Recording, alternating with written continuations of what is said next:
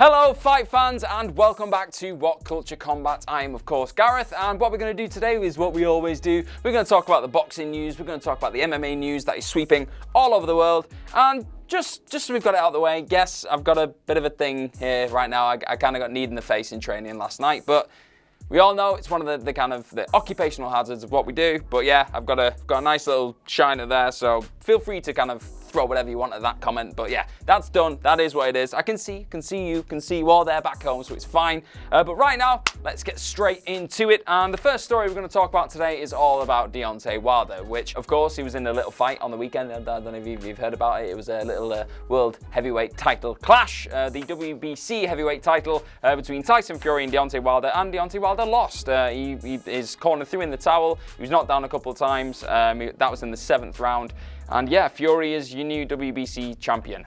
So a lot of people kind of coming out of this fight were thinking, oh, possibly now this is going to set up a battle for all the belts between AJ and Fury going forward. Is that going to happen? But a lot of people also knew before this fight that written into the contracts of Fury and Wilder was a rematch clause. So there was always going to be the potential for an immediate rematch after this fight for whoever lost. And it looks as though Deontay Wilder has activated that rematch clause, as he told The Athletic that the rematch is definitely going to happen. We're going to get into it, and I want to get right back to it. So, straight back on the horse for Wilder. If you would have just left it there, if that would have been it, if you would have just gone, yep, I'm getting back on the horse, I want to get my title back, I want to prove the world wrong that I've still got it in me to be a champion, I'd kind of be stood here right now thinking, yeah, fair enough, I'm here for that fight. Probably would have preferred to see AJ Fury first, but you know what? Give the guy his chance. It was written in his contract, let him go.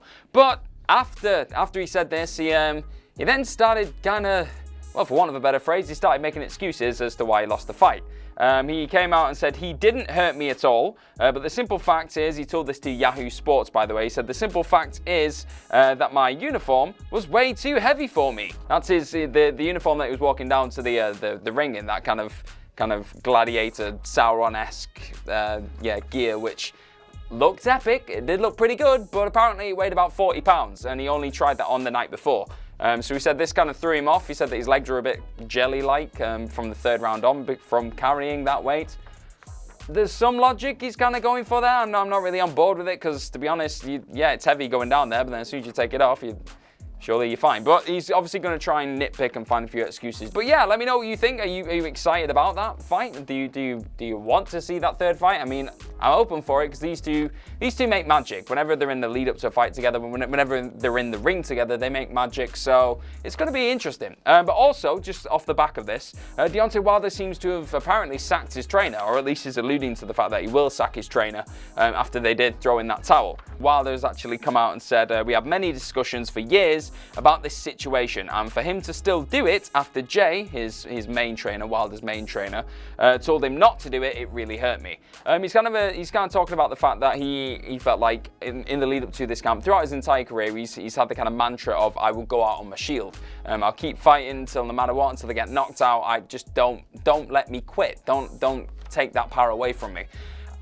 I'm kind of for and against this. Obviously a fighter's pride and they want to go out on the shield. I do get that, and they want to kind of put it all out there. And he's been coming out for years saying, oh, I want to murder my opponent. So if he's going in with that kind of mentality, he's got to accept that could happen either way. He's been really open about that, which I kind of respect him for. But equally, as a trainer, you want to guarantee the safety of your fighter. If it gets to a point where you feel like your fighter isn't safe and there's a real chance of horrific kind of long-term injury, which there was blood coming out of Wilder's ear, and a lot of people thought it was kind of something to do with his equilibrium and everything else. Like they thought he was in some serious trouble there. But it turned out it was just a cut on the inside of his ear. But at that point, nobody knew. So they just wanted to guarantee his safety going forward. Live to fight another day is definitely what I kind of circle around that one.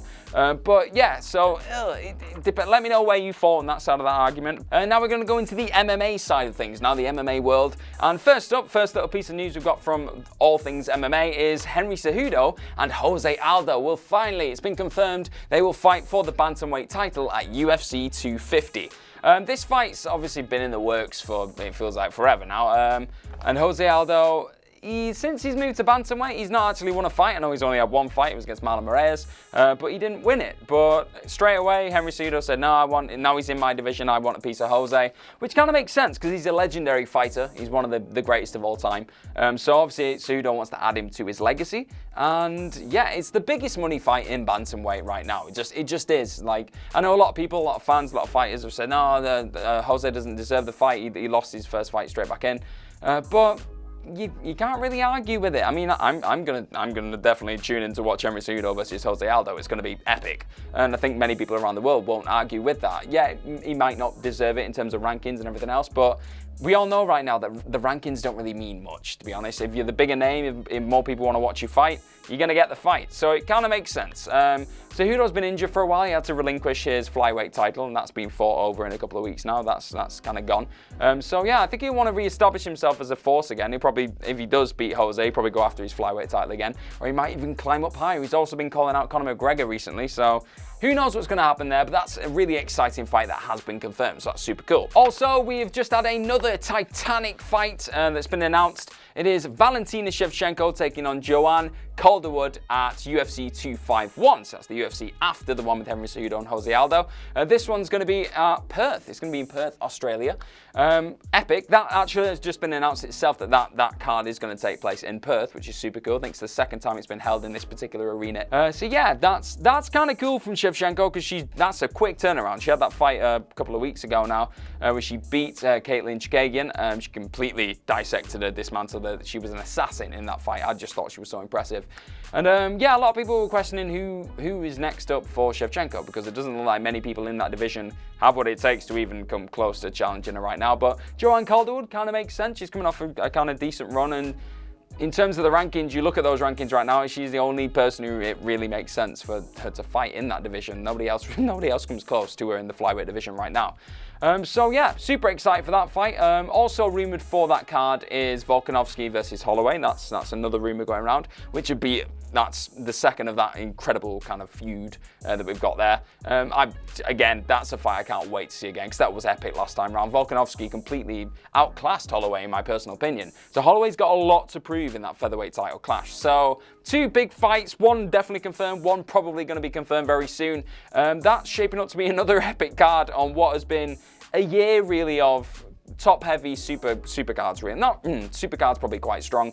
Top heavy cards. We've had some epic fights already. We've got some even more epic fights to come. We've got Khabib Tony coming up. We've got Bailey versus Gaethje coming up as well. It's just Adesanya Romero. There's too many to count. It's just ridiculous fights left, right, and center. So again, add this to the mix. UFC fans, we are living in the time of our lives. Obviously, the last fight that took place in this part of the world, the last card that took place was literally last weekend. UFC Auckland took place. Wasn't in Australia. It was obviously in New Zealand. But on that fight, on that card, sorry, there was an epic fight between Dan Hooker and Felder. So that was just. Whoa, Hooker Felder was unbelievable. It was an absolute war. They put everything out there on the line. Super close, split decision win for Hooker. But yeah, a lot of people have now been questioning really what goes on for Hooker next. Who does he take on next? Well, he's already come out and said that he fancies a crack at Justin Gaethje, which again makes sense. And if you're looking at those rankings right now, the lightweight rankings, that's the natural progression for Hooker to take on somebody in that kind of top 5 section. But if Gaethje isn't on the cards, he's actually come out and said he wouldn't mind taking on another guy who's really awesome. I've got too many notes here right now. So he said if Gaethje is busy, then Poirier is the man. Either Gaethje or Poirier, they are the only two options that make sense for me. They make sense for me too, man. That is either of those fights are going to be absolutely epic either way. Hooker again utilized his range really well in that fight against Felder. Felder was so unlucky because as the fight went on, he managed to kind of close down the distance and really get on the inside of Hooker and cause some serious damage. So I think Hooker's probably learned from that experience, and he'll know if he comes up against somebody like Poirier, who again has got some heavy hands when he gets in on you, but he can wrestle, he can grapple, just like Hooker. That'd be an epic clash. Gaethje again, they just make sense. All these fights do make sense. I hope that we get to see one before the end of the year, one of these either or clashes. It's just the best time to be an MMA fan right now. It's matchmaking left, right, and center. Every single division at this point really feels like you can make a million different matchups. Let me know what you think of all these matchups that have been made, what you think of Deontay Wilder, Fury 3, what you think of what's going to happen next for Justin Gaethje and Dan Hooker. Is that fight going to happen? Is it going to be Poirier instead? What do you think of the announcement of Henry Cejudo, Jose Aldo taking each other on at UFC 250? What do you think of Shevchenko taking on Joanne Calderwood as well? Just so much news is coming out my ears. Thank you very much for tuning in. Don't forget to like, share, and subscribe. Click on that subscribe button and ring the bell to all things What Culture Combat. We've got some awesome content that's going to be dropping very, very soon. Some cool kind of new concept lists, also video diaries that are going to be quite cool, kind of documenting why I get kneed in the face. But yeah, apart from that, have the best day possible. Thank you very much for watching, and I'm sure I'll see you soon.